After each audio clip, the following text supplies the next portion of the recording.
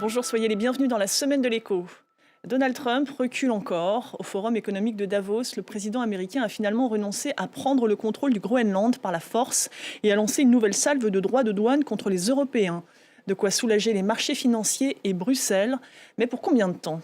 Comment expliquer cet énième revirement ? La nervosité des marchés et la menace de riposte européenne ont-elles pesé dans la balance ? Depuis 1 an, le locataire de la Maison-Blanche harcèle ses alliés puis fait machine arrière.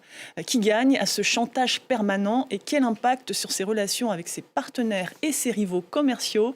Eh bien, on en parle de tous ces thèmes avec mes invités. Elvire Fabry, bonjour. Bonjour. Vous êtes chercheuse senior en géopolitique du commerce à l'Institut Jacques Delors. Vincent Vicard, bonjour. Vous êtes économiste au Centre français d'études et de recherche en économie internationale, le CEPI. Raphaël Gallardo, bonjour. Bonjour. Vous êtes chef économiste chez le gestionnaire d'actifs Carmignac. Et bonjour à vous, Arnaud Aurin, économiste Bonjour. Et historien, directeur d'études à l'École des hautes études en sciences sociales, le HESS. Pourquoi Donald Trump a-t-il changé d'avis ? Ce mercredi, le président américain a annoncé un accord qui avait été trouvé sur le Groenland et qu'il renonçait à des surtaxes douanières sur 8 pays européens. Retour en images sur cet énième spectaculaire revirement. Des sourires de soulagement. Les dirigeants européens devaient se réunir pour trouver une porte de sortie à la crise du Groenland. Ils peuvent finalement se réjouir. Quand l'Europe est unie, forte, réagit vite, les choses rentrent dans l'ordre et dans le calme. Et moi, je me félicite qu'on a commencé la semaine avec une forme d'escalade, des menaces. Et nous sommes revenus à une situation qui me paraît beaucoup plus acceptable.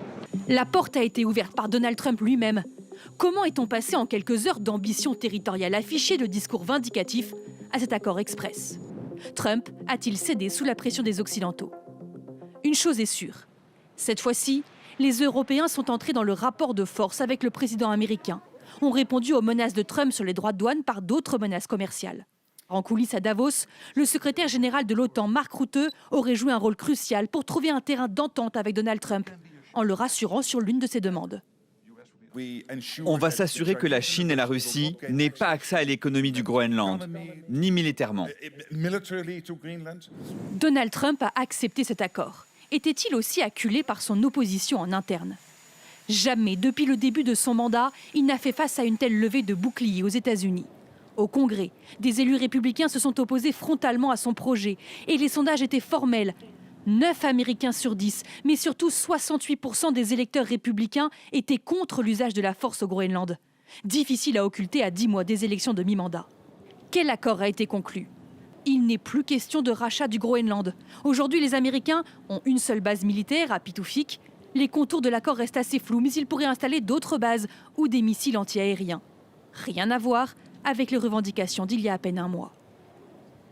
Elvire Fabry, pourquoi Donald Trump a-t-il fait machine arrière ? Est-ce que c'est Mark Rutte qui a trouvé la formule magique ? Est-ce que c'est cette nouvelle pression des Européens ?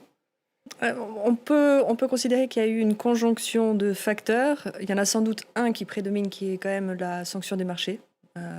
Au moment où le signal de vente des obligations américaines se confirmait, ou menaçait en tout cas la dette américaine.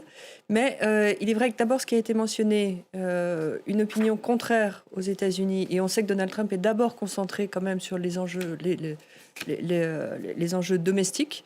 Le fait que les Européens commencent à s'aligner de manière beaucoup plus évidente en 24 heures, 48 heures, on commençait à parler d'appliquer le paquet de droits de douane à la hausse sur un volume d'importation de 95 milliards de dollars qui avait été préparé déjà au printemps dernier, qui n'a pas été appliqué, que l'on gardait en soude pour pouvoir éventuellement l'appliquer.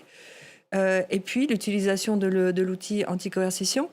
Et alors que ces débats s'intensifiaient, on a peut-être rappeler cet instrument anti-coercition qu'on appelle ce bazooka commercial. Ça a pu faire renoncer Donald Trump, selon vous ? Et en 2 mots, de quoi s'agit-il ? En tout cas, ce qui est intéressant, c'est que ça a permis aux Européens de se positionner de manière plus évidente sur éventuellement une riposte ferme. L'outil anti-coercition, qui n'a pas été encore utilisé, dont on est équipé depuis 2023, il permettrait de cumuler un certain nombre de mesures de restriction d'accès au marché européen, que ce soit pour les biens, les services, l'accès au marché public, l'investissement pour acheter des entreprises européennes ou investir, voire cibler des individus. On l'appelle en effet le bazooka parce que ça permettrait de... l'objectif, c'est que ce soit un instrument de dissuasion et que la menace soit suffisamment forte pour éviter une mesure de coercition économique. Il est vraiment ciblé sur l'enjeu de la coercition économique et il est évident qu'avec une prise de contrôle du Groenland, on est en plein dans un exercice de coercition économique et d'autant plus que on a bien vu à travers le discours de Donald Trump à Davos, il était déjà en train d'annoncer de nouveaux chantiers de coercition avec le secteur pharmaceutique. On pourra revenir là-dessus. On va revenir même. D'abord, montrer ses muscles, est-ce que ça paye, Raphaël Gallardo ?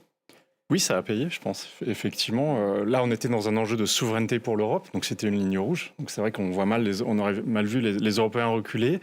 Le bazooka, c'est vrai que je pense que tout le monde n'était pas super chaud pour l'utiliser. Je pense que Macron a beaucoup poussé et ça a marché. Nous, on était assez sceptiques parce que on considère que dans le rapport de force entre l'Europe et les États-Unis, il y a ce qu'on appelle la domination dans l'escalade. C'était plutôt les États-Unis. Par rapport à la Chine, c'est inversé. C'est-à-dire quand la Chine a montré les muscles, Trump n'a pas compris tout de suite, et puis la Chine lui a coupé l'accès aux terres rares. Et là, ça a été catastrophique. Il a capitulé tout de suite, et donc avec la Chine, on accumule les tacos. Face à l'Europe... Alors, les tacos, pardon, c'est l'expression à la mode. Les reculades de Trump. Et face à la Chine, on accumule les reculades.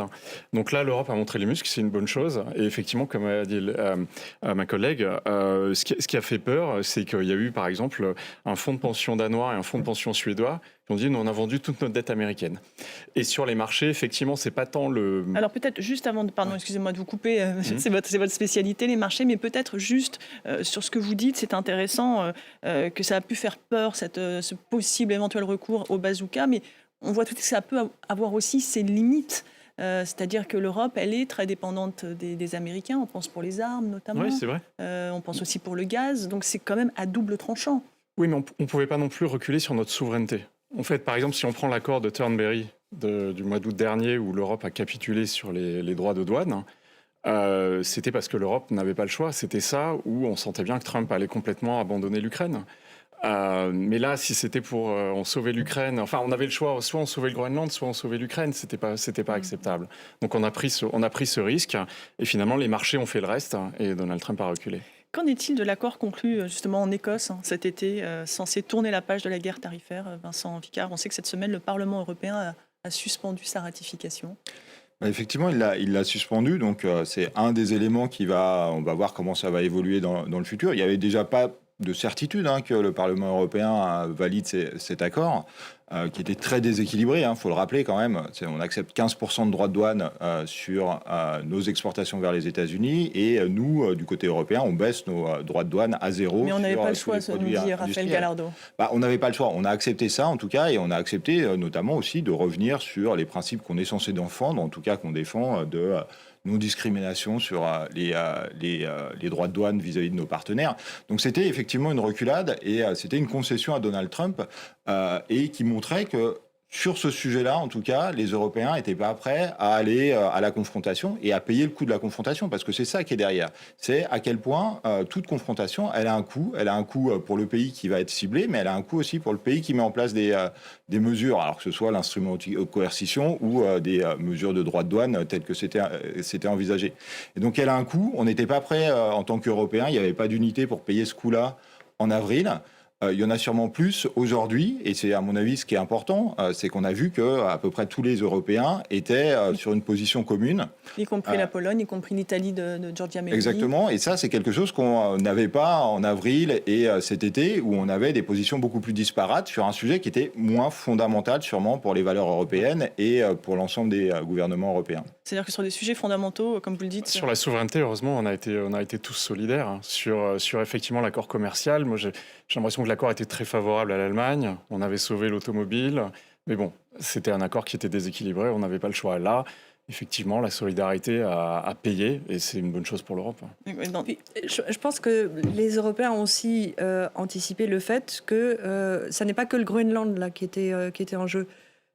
Si on se couchait là, en plus, sur cette question aussi existentielle que le respect du territoire européen, même si on sait le statut du Groenland est spécifique, c'est un territoire autonome, relié au Danemark, mais territoire autonome en tant que tel. C'est en effet un aveu on présenterait un ventre mou à Trump qui serait une incitation à appliquer à nouveau des droits de douane et des menaces de tous ordres sur d'autres dossiers. Et on voit ces dossiers s'empiler les uns derrière les autres. On sait qu'il y a la question des réglementations du secteur du numérique. Encore une fois, il y a la question du secteur pharmaceutique. C'est-à-dire qu'il prépare déjà les prochains coups, Donald Trump ? Oui, c'est-à-dire que c'est à ce moment-là, on se fait laminer par morceaux, alors que Donald Trump a comme objectif de fragmenter l'Union européenne. C'est très clair maintenant, on le sait, c'est noir sur blanc. Et là, il y a quand même un sursaut de mobilisation des Européens. Ce que vous voulez dire, c'est que sur la régulation du numérique, il veut mettre à mal cette régulation européenne du numérique. Il va revenir sur le sujet. Sur les médicaments, qu'est-ce qu'il veut faire ? Sur les médicaments, il considère un peu, comme pour la question du déficit commercial, que les Européens, et en particulier là, les grands groupes pharmaceutiques européens, bénéficient du marché américain du médicament dont les prix sont beaucoup plus élevés que dans l'Union européenne, et donc financent leur recherche et leur développement sur ces exportations vers le marché américain, et veut obtenir que les États membres augmentent les prix des médicaments, sachant qu'évidemment, on a des politiques en plus disparates dans l'Union européenne. En France, ils sont particulièrement bas. C'est-à-dire qu'on touche là vraiment au cœur des choix, des préférences collectives européennes. C'est vraiment de l'ingérence politique pure et dure. Je veux réagir. Non, mais c'est un peu l'ambiguïté qu'il y avait avec cet accord l'été dernier. Du point de vue européen, c'était présenté un peu comme une pause dans la guerre tarifaire. Et on arrivait à une nouvelle normalité. Et d'ailleurs, c'est un peu ce que disait Emmanuel Macron tout à l'heure. Les choses rentrent dans l'ordre. Et donc, il y avait un nouvel équilibre qui avait été trouvé entre l'Union européenne et les États-Unis. Du point de vue américain, ça n'a jamais été ça. Ils ont toujours dit qu'il y avait des sujets qui étaient d'ailleurs dans l'accord, qui étaient listés très clairement sur la régulation du numérique, sur les règles sanitaires, phytosanitaires à l'entrée de l'Union européenne. Ils ont un rapport qui a été publié l'année dernière où il y a une vingtaine de pages de ces barrières aux échanges, en tout cas ce qu'ils appellent des barrières aux échanges, et sur lesquelles étaient listés les désaccords qu'il y avait et qui étaient, du côté américain, très clairement listés comme des sujets qui allaient venir dans la discussion avec les Européens. Et ces sujets, ils vont revenir et c'est une évidence. Mais on le voit, lorsqu'il piétine, lorsqu'il menace à nouveau de surtaxe sur la question pour tous les pays qui sont contre cette prise en main du Groenland, quelque part, c'est une façon aussi de piétiner ces accords. À quoi bon finalement signer des accords avec lui si c'est pour piétiner ces accords quelques mois plus tard ? Ça, c'est toute la question. De toute façon, Donald Trump, il considère que les droits de douane sont l'instrument qui va lui permettre finalement d'imposer tout ce qu'il veut imposer. Et donc, il y a un accord à un moment, et qu'il y a un accord sur une dimension précise de ce qui avait été négocié. Finalement, c'était la menace, revenir sur la menace d'imposer des droits de douane de 20%. Et donc, finalement, avec cette menace de 20%, on va un petit peu en dessous. Et donc, à partir de là, c'est un accord pour Donald Trump, mais ça ne préjuge pas de tous les autres désaccords qu'il va y avoir et sur lesquels l'instrument des droits de douane va être réutilisé. C'est vrai que ça pose la question de la confiance. C'est un racket mafieux, en fait. C'est-à-dire, vous passez un accord déséquilibré, vous vous engagez à baisser vos droits de douane, lui payer ses 15%, et puis 6 mois plus tard, il revient en disant mais maintenant, pour te protéger sur tel endroit, il va falloir que tu payes davantage, etc. Donc, c'est vrai que ça décrédibilisait complètement la stratégie américaine, et puis surtout que c'est une trahison en termes de coopération internationale, de respect de ses engagements qui mettra peut-être plusieurs décennies à se relever. Les États-Unis, c'est une trahison d'une telle ampleur que les Européens ne verront pas. Arnaud Rhin, une trahison, un tel niveau d'ingérence dans les affaires européennes pour l'historien que vous êtes, c'est quoi ? C'est du jamais vu entre alliés ? Oh si, c'est du déjà vu. Je ne croyais guère aux menaces de M. Trump militaires. Et effectivement, la solidarité européenne a joué, l'effet des marchés a joué, les menaces de vente de dette ont joué. Ok, admettons. Mais j'ai publié une tribune dans Le Monde il y a une dizaine de jours où j'expliquais que vraisemblablement la stratégie américaine autour du Groenland, c'était pas une prise de souveraineté immédiate, coercitive, directe, etc. Mais plutôt ce qui est vraisemblablement en train de se passer, c'est-à-dire qu'on va revoir l'accord de 1951 signé par le président Truman, qui a déjà été révisé plusieurs fois, réimplanter des bases américaines un peu plus nombreuses au Groenland, favoriser les investissements américains au Groenland et empêcher les investissements chinois et russes au Groenland. Parce que alors, vous parlez de quel type d'investissement? C'est des minerais stratégiques? Des investissements miniers, des investissements autour, mais ça peut être aussi des investissements beaucoup plus standards, autour de questions relatives à des industries non stratégiques ou du tourisme, etc. Donc l'idée, c'est effectivement d'avancer ces pions, et puis un jour, dans un X années, d'essayer de transformer l'essai, si j'ose dire, et de produire un mouvement néocolonial autour du Groenland en, pourquoi pas, l'organisant comme un territoire organisé mais non incorporé, comme Porto Rico, quelque chose comme ça. Mais ça ne se fera pas demain ni après-demain. L'idée, c'est d'abord d'essayer de réaugmenter l'implantation américaine sur le territoire. Parce que le problème, ce n'est pas que on s'empare des ressources du Groenland, c'est de ne pas les laisser à ses rivaux systémiques. C'est-à-dire la Chine, j'imagine. En partie. Raphaël Gallardo, on entend un Donald Trump qui avance ses pions. Certains analystes, mais même vous avez commencé à l'aborder, estiment que ce sont les marchés financiers qui ont obligé Donald Trump à reculer. Ce ne serait pas la première fois. Qu'est-ce qui a changé cette fois-ci? On a eu une répétition un peu du mois d'avril dernier, où ce qui avait vraiment fait basculer Trump. Donc, au moment de l'annonce de sa guerre commerciale. Quand il a annoncé ces tarifs complètement délirants, calculés n'importe comment sur la Terre entière, les marchés ont été pris de panique. Et ce qui effectivement a été le déclencheur, c'est quand Scott Bessent lui a expliqué qu'on allait droit vers une dépression à ce rythme-là. Pourquoi? Donc Scott Bessent, qui est le ministre des Finances, en gros, le secrétaire au Trésor. Pourquoi? Parce que en temps normal, quand il y a un accident sur les marchés actions, par exemple, on voit les taux qui baissent et le dollar qui s'apprécie. Et donc, c'est un phénomène de stabilisation qui stabilise le système.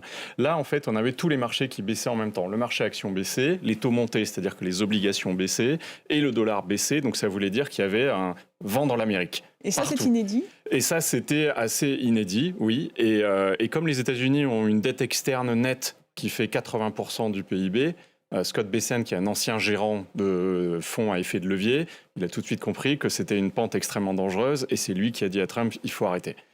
Et là, on a eu c'est pas tant l'ampleur de la baisse des marchés qu'il y a eu sur le Groenland, mais c'est qu'on avait ce niveau de corrélation, des 3 corrélations qui étaient alignées dans le mauvais sens, où là, Trump a dû sentir que le vent avait tourné, qu'il fallait reculer.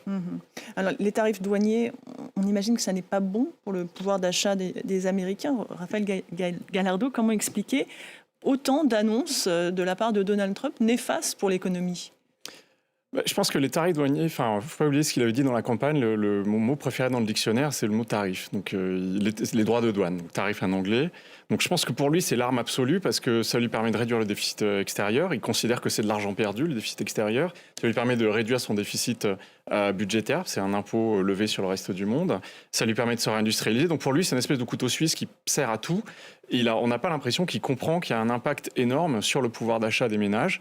Et donc là, il est vraiment en pleine schizophrénie là-dessus. Parce que d'un côté, sur le plan domestique, c'est le reproche numéro 1 que lui font les électeurs. Il n'a pas réduit le coût de la vie. Et en même temps, il continue de jouer avec cette arme extrêmement dangereuse. Et c'est peut-être ça qui mènera à sa perte. Presque précisément, il ne cesse de sermonner les Européens et de vanter les bonnes performances de l'économie américaine 1 an après son arrivée à la Maison-Blanche. Mais ça ne marche pas. Là, on est toujours dans une récession industrielle.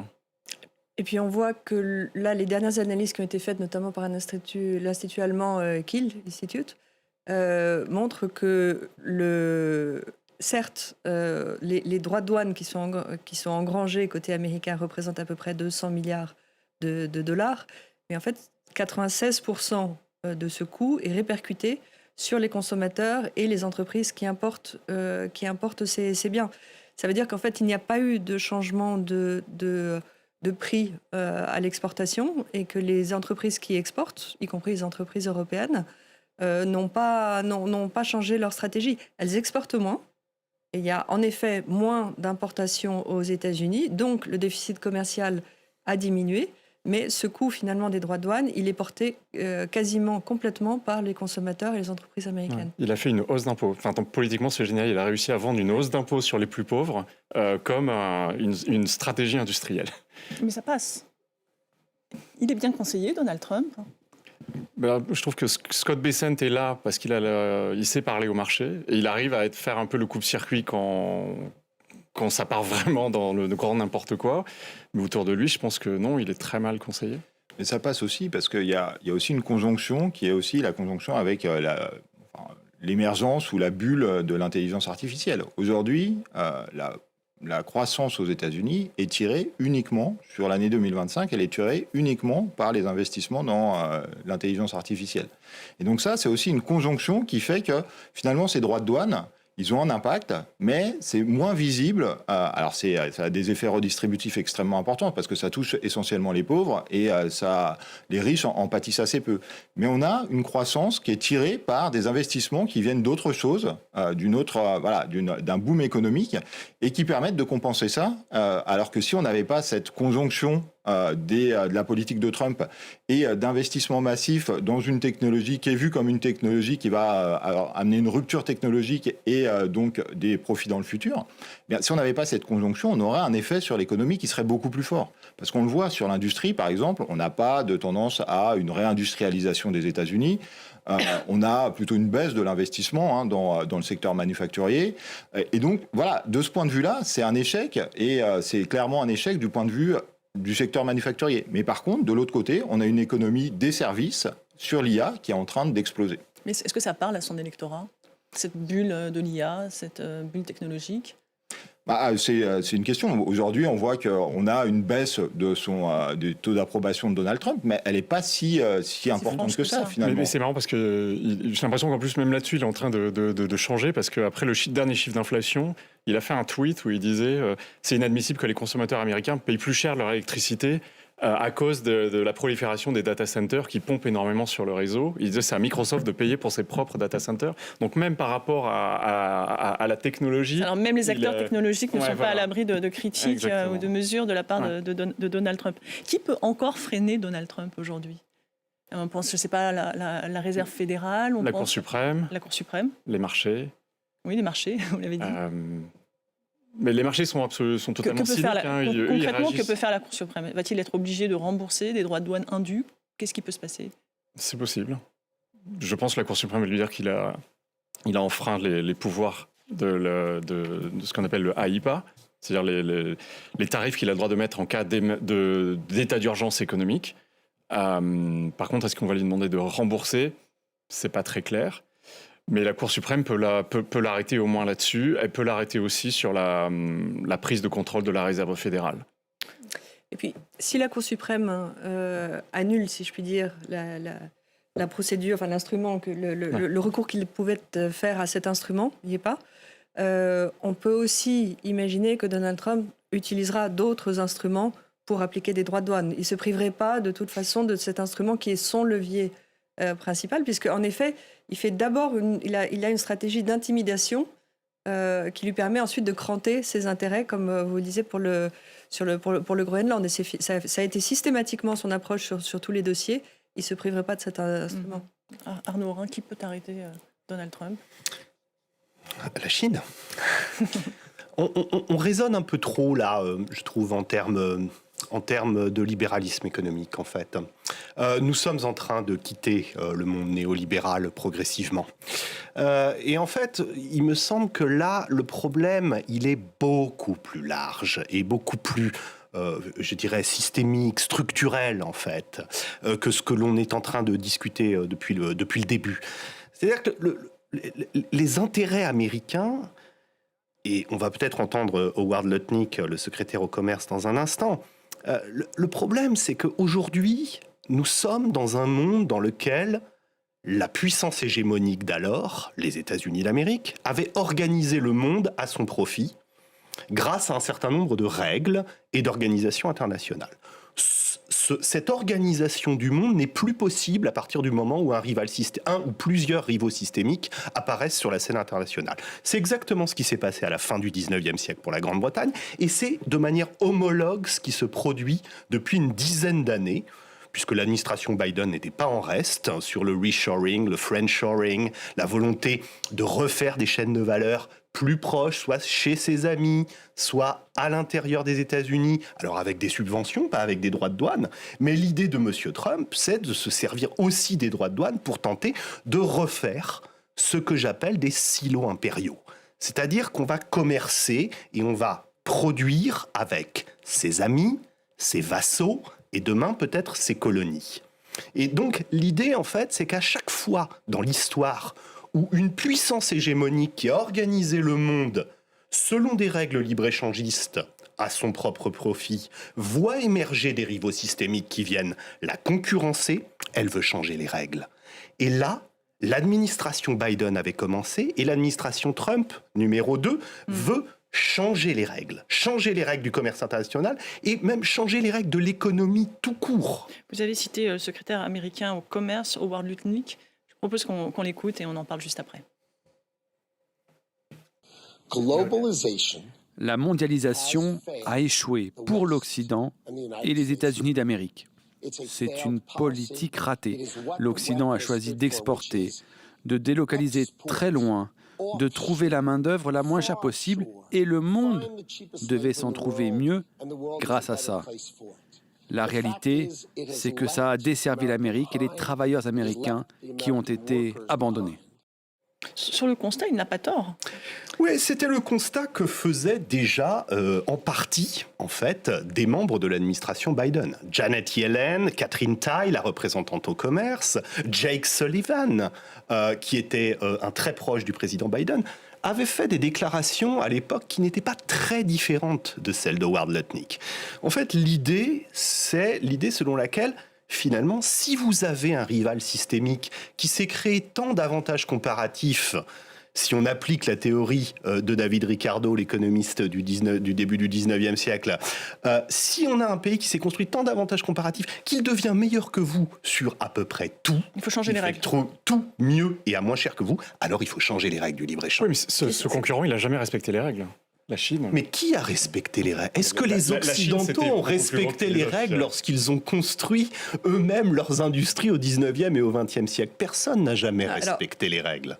Je pense que indéniablement, la construction institutionnelle post-Deuxième Guerre mondiale qui a été mise en place notamment par le leadership américain, fonctionnait bien et desservait bien les intérêts américains jusqu'au moment où ça n'était plus le cas parce que la Chine, en effet, a eu depuis 2010 cet élan d'accélération de son économie et représente aujourd'hui surtout une force d'innovation colossale. C'est pas tellement sa capacité de production, de manufacture, la Chine usine du monde, c'est qu'elle est aujourd'hui à la pointe de la capacité d'innovation. Déjà leader dans un certain nombre de domaines, mais elle représente un hub d'innovation qui représente un véritable défi. Maintenant, considérer que la mondialisation c'est fini, que ça n'a pas marché, que ça n'est pas vrai. Ça n'est pas vrai. Ça a été une force de stabilisation, ça a été une force d'enrichissement pour toute une série de pays émergents. Mais aussi de désindustrialisation en Occident. Ah oui, mais là-dessus on a été myope. Là-dessus on a été myope et on a considéré qu'on préférait basculer vers les services qui étaient quand même beaucoup plus honorables et tout ça fonctionnait dans un contexte où il n'y avait pas ces mesures ce risque coercitif, cette toile de fond géopolitique qui évidemment complique beaucoup plus la question des dépendances excessives que l'on peut avoir à des pays tiers. Mais c'est une bascule de la mondialisation dans un contexte de géopolitique très tendu et d'affrontement de puissances qui fait que ça ne fonctionne pas. Mais il ne faut pas oublier qu'on a à l'échelle du monde une grande partie de l'économie mondiale qui veut que ça continue à fonctionner sur des règles et qui veut que ça continue qu'on continue à préserver des marchés ouverts. Cette expansion tous azimuts de Donald Trump, a priori, elle ne correspond pas forcément aux attentes de son électorat? Alors c'est ce qu'on entend assez souvent, effectivement, l'idée selon laquelle la base MAGA serait assez réticente aux aventures militaires extérieures. Je crois que c'est vrai seulement jusqu'à un certain point. Alors, ce qu'ils ne veulent pas, c'est un nouvel Afghanistan, de nouvelles guerres d'Irak. Où les forces américaines s'enliseraient. Voilà, des projections de force dans d'effroyables conflits, surtout pour les populations locales, mais aussi évidemment pour les soldats américains. Ça, je crois que la base MAGA y est plutôt réticente. Maintenant, l'idée, en fait, de pouvoir reconstituer ou tenter de préserver son propre silo impérial, cet hémisphère occidental dont ne cesse de parler l'administration Trump. C'est-à-dire, en gros, de la Terre de Feu au sud de l'Amérique jusqu'au Groenland et le Canada compris. C'est-à-dire tenter de préserver ce silo impérial qui est extrêmement mité par les intérêts chinois, que ce soit des actifs stratégiques ou que ce soit des achats ou de location de terres ou des investissements directs étrangers, tenter de projeter de la force brute, on l'a vu au Venezuela, pour tenter de limiter l'expansion de son rival systémique dans son précaré, ça je pense que la base MAGA n'y est pas totalement défavorable. Ça veut dire quoi? Ça veut dire qu'il il ne veut plus que les Chinois aient accès au pétrole vénézuélien? Alors, plus que l'exploiter lui-même, parce qu'effectivement, c'est la même chose pour l'uranium, les métaux critiques, le lithium, le cuivre ou les terres rares au Groenland, et le pétrole vénézuélien qui est huileux, qui est difficile à extraire. Il faudrait des dizaines, voire des centaines de milliards d'investissements. La question n'est pas tant de les exploiter que d'empêcher ses rivaux de le faire à terme. Et ça, effectivement, pourquoi ?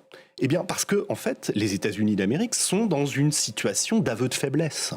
C'est-à-dire qu'ils prennent conscience, mais c'était déjà le cas de l'administration Biden, ils prennent conscience, en fait, que leur hégémonie mondiale n'est plus d'actualité.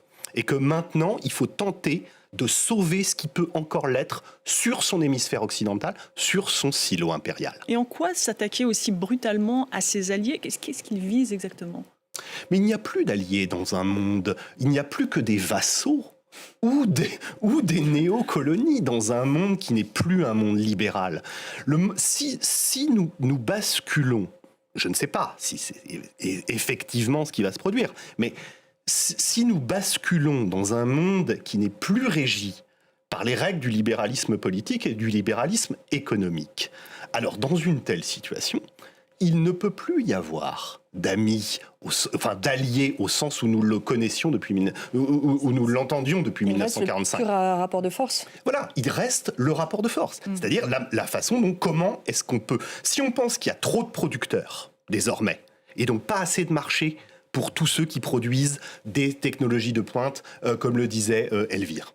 Si on pense que de l'autre côté, il n'y a pas assez de ressources pour que les industries fonctionnent dans les différents silos impériaux. Il va falloir se battre pour les acquérir. Dans ce cas-là, il faut faire uniquement du rapport de force. Une autre dimension, c'est que le rapport de force, ça met aussi Donald Trump au centre de tout. Et ça, c'est une des dimensions qui est importante. Et il y en a qui analysent le nouveau régime que voudrait mettre en place Trump comme un régime néo-royaliste où il y aurait un président des États-Unis et une clique autour qui bénéficie justement de toutes ces décisions et on met en place des droits de douane et puis on met en place des exceptions à ces droits de douane. Et donc les entreprises doivent venir voir Donald Trump pour pouvoir négocier ces exceptions. Et donc elles bénéficient justement, ces personnes qui sont proches de Trump, proches de sa famille, vont bénéficier d'un certain nombre de politiques. Oui, donc, il y a une confusion entre intérêt privé et intérêt public. Il y a sûrement une confusion entre intérêt privé et intérêt public, et les politiques qui sont mises en place par Donald Trump lui donnent cette centralité. Et on voit qu'on n'a jamais eu autant de mise en scène de toutes les personnes, que ce soit des personnalités politiques ou des personnalités économiques, qui vont dans le bureau ovale et qui vont, d'une certaine façon, prêter allégeance à Donald Trump par cette démarche d'aller dans le bureau ovale pour négocier quelque chose directement avec... C'est quoi, c'est le pouvoir de l'argent? C'est une plutocratie? Oui, mais je trouve que ce qui est paradoxal, c'est que... On peut penser que Trump a une visée coloniale du monde, mais c'est vrai que voilà, il y a des grandes puissances moyennes comme le Brésil, comme l'Indonésie, qui vont pas se laisser, qui vont pas tomber dans son escarcelle comme ça. Le monde est quand même beaucoup plus divisé, multipolaire déjà. Et je trouve que ce qui est extrêmement dangereux, c'est que autant effectivement il veut recréer son hémisphère occidental, mais par exemple il capitule complètement face à la Chine. Il est en train de démanteler complètement les contrôles aux exportations de haute technologie. Par exemple, Nvidia va vendre ses puces H200 à la Chine. Comme si on abandonnait le leadership que les États-Unis avaient sur la technologie, alors que c'est ça qui compte vraiment. C'est pas vraiment est-ce que les Chinois on prenne le pied au Venezuela ou pas. Ensuite, on voit bien avec Carnet qui signe un accord avec la Chine, qu'il y a beaucoup de pays qui vont se rapprocher parce justement, que je voulais qu'on en parle. D'un côté, vous avez les États-Unis qui humilient leurs alliés. La Chine qui flatte tout le monde. Vous avez les États-Unis qui piétinent leurs propres règles. La Chine qui se place paradoxalement comme le pays qui veut respecter les règles. Et troisièmement, là où le Donald Trump joue sur le chantage, la Chine, elle joue sur l'interdépendance.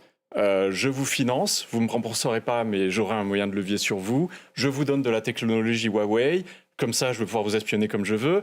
Et je trouve que l'infiltration chinoise, elle est beaucoup plus pernicieuse et in fine, elle sera beaucoup plus efficace que celle de C'est la grande gagnante, Donald la Chine, Trump. finalement. Là, Donald Trump vient de faire un magnifique cadeau à la Chine. Tout ce que craint la Chine, c'est que l'Europe se rapproche, s'aligne sur les États-Unis dans sa politique anti-Chine.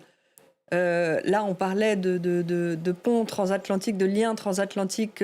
Enfin, ça y est, coupés. Enfin, en tout cas, il y a vraiment un choc existentiel, encore une fois, je pense, qui a secoué les Européens. Et c'est exactement, encore une fois, ce qu'espérait la Chine. Mais c'est pour ça que le discours du Premier ministre canadien, à Davos... On va l'écouter, justement. On va l'écouter parce qu'il a clairement acté la fin de ce système international fondé sur les règles et appelé les États à se regrouper pour contrer l'intimidation des puissances hégémoniques. Écoutez.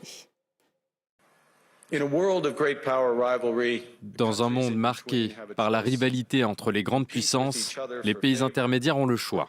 Soit se faire concurrence pour obtenir des faveurs, soit s'unir pour créer une troisième voie qui aura du poids. Nous ne devons pas laisser la montée des puissances dures nous empêcher de voir que la légitimité, l'intégrité et les règles garderont leur force si nous choisissons de les exercer ensemble. Qu'est-ce qu'il fait là exactement? Il esquisse une nouvelle voie. Le Premier ministre canadien. C'est ça qui est intéressant. C'est un des premiers leaders importants, leaders politiques importants, qui commence à esquisser une nouvelle voie, au moins pour les puissances intermédiaires. Donc face à ces nouvelles puissances hégémoniques, les États-Unis qui l'étaient, d'autres qui sont émergentes comme la Chine. Et donc une nouvelle voie, il acte déjà le fait qu'on a basculé dans un autre monde. Il parle de rupture, et ça je pense que c'est une dimension importante, et c'est une dimension importante aussi du point de vue européen. On n'a pas complètement acté cette rupture, à mon avis, du côté européen. On pense encore qu'il peut y avoir un retour en arrière possible. Carnet, y compris après l'épisode de cette semaine. C'est une question qui est posée en tout cas. Jusqu'à maintenant, c'était assez clair. C'est une question, à mon avis, qui est posée depuis le Groenland pour les Européens. Mais en tout cas, il acte cette rupture et il dit il faut s'adapter, il faut prendre le monde tel qu'il est, pas tel qu'on voudrait qu'on le rêve. Et donc, il faut s'adapter. Et donc, pour les puissances intermédiaires, ça veut dire se mettre d'accord ensemble avec des accords à géométrie variable pour pouvoir se défendre et défendre nos valeurs. Et donc, ce qu'il dit, c'est il appelle à un réalisme basé sur des valeurs en disant il faut diversifier ses approvisionnements, il faut être plus indépendant économiquement pour pouvoir défendre ses valeurs. Et sans cette indépendance économique, on ne va pas pouvoir défendre ses valeurs. Et donc, si on reste pays intermédiaires séparés les uns des autres, on va avoir différents pays qui vont aller négocier chacun de leur côté avec des puissances hégémoniques et qui vont donc se retrouver vassalisés. Et c'est uniquement en concurrence entre elles. Et donc c'est uniquement en étant dans un travail collectif de souveraineté économique qu'on va pouvoir retrouver cette capacité à porter des valeurs et à porter des valeurs internationales.